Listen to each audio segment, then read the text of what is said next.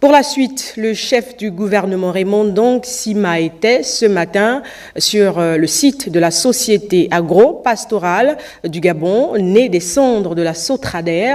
Il était accompagné du vice-premier ministre et de quelques membres du gouvernement où ils sont allés s'imprégner de l'état d'avancement du projet agricole lancé le mois d'avril dernier. On fait le point avec Abrel Guilin-Lemami et Peter Manfumbi.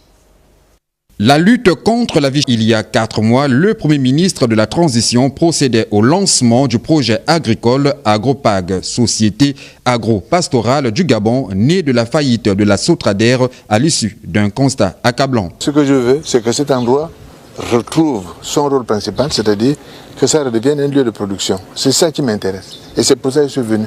Non pas pour entendre des rapports qui me fait sur un papier, mais pour le voir de mes propres yeux. Et ce que je vois est choquant. Et c'est donc pour constater l'évolution du projet que le Premier ministre de la Transition, accompagné du vice-premier ministre et des membres du gouvernement, effectue cette descente de terrain. De ce qui ressort du constat, le projet prend forme. Il y a 4 mois qu'on est venu ici, les gens ne croyaient pas que ce site allait être réhabilité.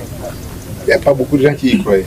Aujourd'hui, il est nickel, sans exagération. Je pense qu'il est propre, bien nettoyé.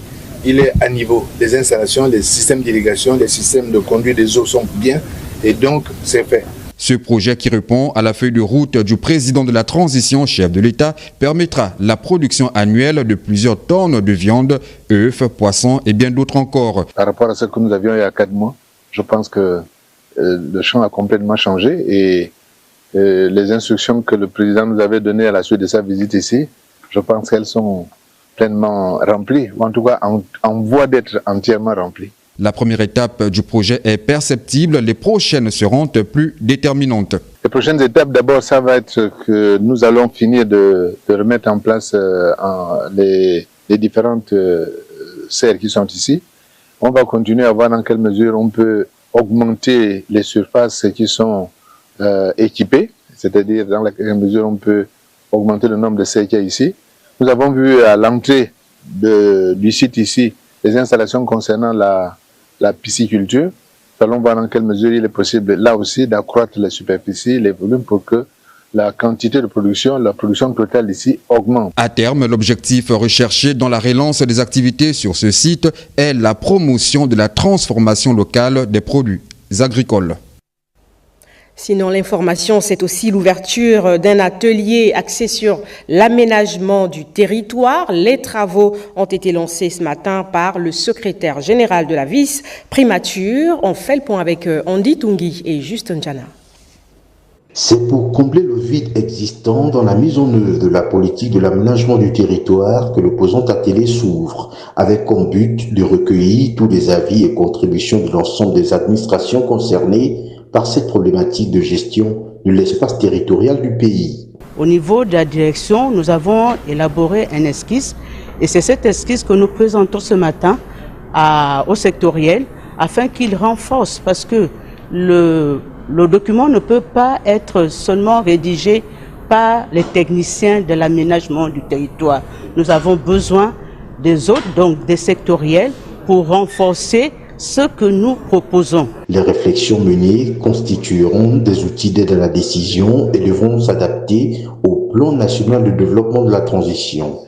Pour s'arrimer à la vision de développement dictée par les plus hautes autorités de la transition, je formule au nom de M. le vice-premier ministre le vœu que vos discussions et propositions issues de vos groupes de travail respectifs soient fructueuses et pertinentes afin qu'elles puissent contribuer à l'enrichissement de ce document cadre. La vice-primature en charge de la planification et de la prospective compte ainsi sur la franche collaboration de l'ensemble des participants et des administrations sectorielles concernées par cette question d'aménagement de notre territoire. Créée en 1972, la Direction générale de l'aménagement du territoire a connu une grande instabilité du fait de son rattachement à plusieurs départements ministériels. Le dit atelier est l'occasion de conférer à cette administration ses pleins pouvoirs. Le ministre de l'Habitat lance le projet INC Programme 2024, Objectif, doter le pays d'outils de gestion du territoire et d'aide à la décision politique. Pendant 3 mois, les agents de l'Institut national de cartographie vont être mobilisés sur le terrain pour la collecte des données en vue d'une meilleure cartographie nationale. Jean de Dieu Goms-Gombi, Jean de Dieu Mambondou. Je vous recommande donc d'avoir un esprit professionnel dans la collecte, l'analyse, le traitement et la diffusion des données collectées. Sitôt lancés les 10 travaux, le ministre gabonais de l'Habitat, de l'Urbanisme et du Cadastre, Ludovic Menyendon, a été convié à suivre la projection du film relatif au programme INC 2024. INC PROG 2024 est un ensemble de grands projets à réaliser sur l'ensemble du territoire national. La campagne des prises de vue aériennes des 9 capitales provinciales, la mise à jour des plans des 19 villes de notre pays, la réalisation des cartes touristiques des 9 provinces. Pendant 3 mois, ce sont 80 agents qui vont collecter les données cartographiques à travers le Grand Libreville et le reste du pays. Le ministère de l'Habitat veut mettre en place les plans d'occupation de sol, donc des outils de planification urbaine. Et pour mettre ces outils, c'est l'INC qui passe en amont. Donc il va falloir que nous on crée des cartes à grande échelle, que nous on va appeler des plans, et là on va créer des plans au 5 millième. Ces plans vont servir simplement d'appui pour la création de ces outils de planification urbaine. Les résultats attendus de ce projet produiront aux décideurs, entre autres, des outils de planification de gestion du territoire et de développement des villes. 2 nouveaux fonctionnaires pour le compte du ministère des Transports. Les premiers bons de caisse leur ont été remis par le secrétaire général du dit ministère, accompagnés de leurs attestations de recrutement. Enfin, Arnaud Mbabekung, Thierry Aldo Mondaka. Des bons de caisse et des attestations de recrutement en main, une clameur d'approbation fait écho dans la salle. Ces 72 jeunes sont désormais fonctionnaires du ministère des Transports, au terme d'un processus qui n'aura duré que 4 mois. Les impétrants saluent le pragmatisme militaire du ministre des Transports, de la Marine marchande et de la mer, Dieudonné Loïc Ndinga Moudouma. Nous remercions encore ici nos autorités et nous saluons le pragmatisme de nos dirigeants et celui du ministre des Transports. Très ravi, merci. Je suis très ravi d'être récipiendaire aujourd'hui et je remercie particulièrement le pragmatisme du ministre des Transports. Présidé par le secrétaire général du ministère des Transports, Cyprien Dong, cette cérémonie de remise des attestations de recrutement et de bons de caisse concrétise à juste titre la politique de lutte contre le chômage qui frappe aussi les jeunes diplômés, politique à laquelle le chef de l'exécutif, Brice Clotaire Oligui Nguema, attache du prix. Les recrutements ont été faits sur la base de la politique de la volonté du chef de l'État, son Excellence Brice Clotaire Oligui Nguema, et Monsieur le ministre a voulu que ce soit implémenté très rapidement, en un temps record, pour que nombre de dossiers qui avaient déjà été traités aboutissent. Dans les échanges avec les nouveaux fonctionnaires hors caméra, un seul nom venait avec insistance, celui du ministre des Transports, Loïc Ndinga Moudouma, qui a sans commune mesure appliqué les orientations rigoureuses du chef de l'État. Le secrétaire général Cyprien Dong a donc traduit aux agents entrants de l'État le message de Loïc Ndinga Moudouma, le ministre des Transports, sur le sacrifice à faire pour sa patrie quand on intègre l'administration publique. Une autre bonne nouvelle pour le ministère des Transports, la Compagnie nationale de navigation intérieure et internationale vient de réceptionner un nouveau navire.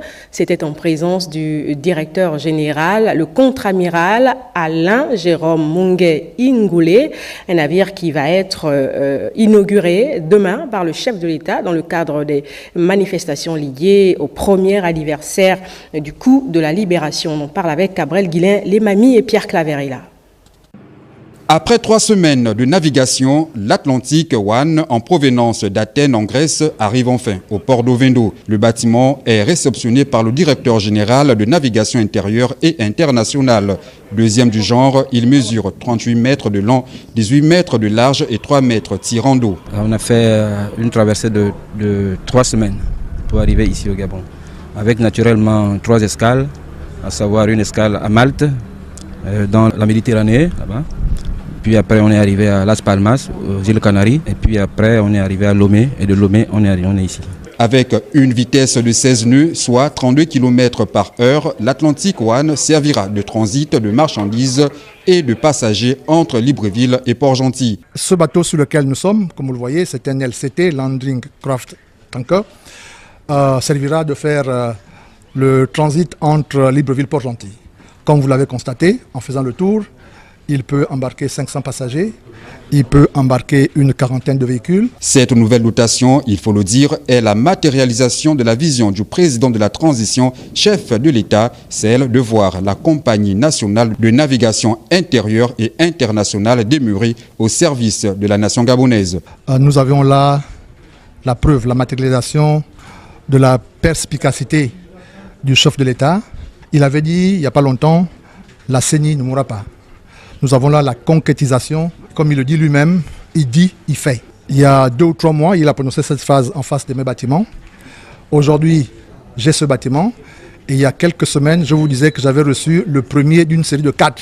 Longtemps, la Compagnie nationale de navigation intérieure et internationale ne disposait plus de navires. Avec l'arrivée du comité de transition pour la restauration des institutions au pouvoir, de nouveaux horizons s'ouvrent pour elle. Fin de la tournée provinciale du natif de la Nyanga, le ministre Jonathan Inyumba. L'étape de Mayumba dans le département de la Basse-Bagno, dans cet élément de Tassiana Miko et Judas Biviga. Mayumba, la ville-océan au sud du Gabon. C'est à son site à vocation touristique, Bana Aviation, qu'est accueilli le membre du gouvernement natif de la Nyanga par les autorités locales et la population maïsienne. Le périple vacancier de Jonathan Inyumba s'achève ici, comme à Moulengi Binza, Chibanga, Mabonda. L'objectif reste le même, communier avec sa filiation et être à l'écoute. On a bien voulu vous faire voir l'état dans lequel se trouvent les voiries de Mayumba. Vous l'aviez vu. On a bien voulu vous faire voir l'aéroport de Mayumba afin que vous ayez les données, les informations nécessaires, voir dans l'état dans lequel se trouve également l'aéroport de Mayumba. De toutes les façons, c'est bien la venue de monsieur le ministre ici en terre maïsienne.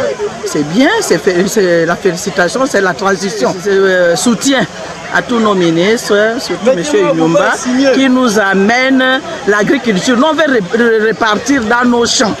Le patron de l'agriculture, de l'élevage et de la pêche a dit prendre bonne note, non sans réaffirmer la détermination du gouvernement de la transition à travailler au mieux pour le bien-être des Gabonais. Et pour la boucle, Jonathan Inyumba et sa suite ont effectué le déplacement du débarcadère de Bana pour une dégustation des huîtres à l'invite des marieuses. Sans vous, sans votre appui, sans l'aide de l'État, sans la magnanimité de son Excellence le Président de la République, Brice Clotaire Oligui Nguema, nous ne saurons continuer cette activité sans votre aide.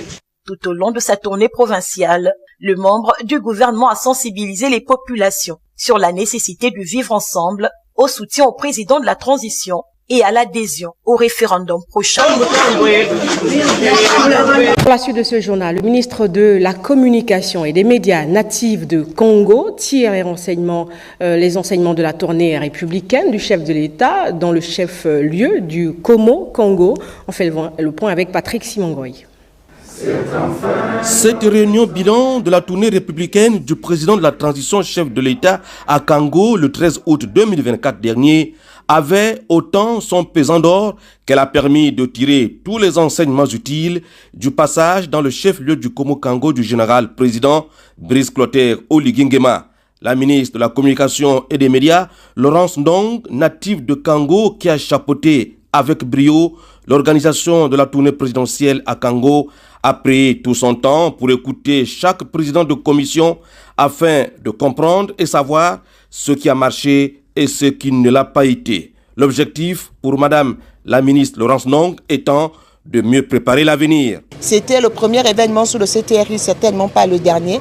Donc il fallait qu'on tire des leçons pour voir qu'est-ce qu'il y a encore à améliorer pour les autres fois. De l'avis général, L'arrivée à Kango du président de la transition fut un succès total. La mobilisation a tenu toutes ses promesses. 5000 personnes s'étaient massées le long des artères et à la place des fêtes pour aduler le chef de l'État dont les actions sociales déjà posées à Kango sont une réalité palpable.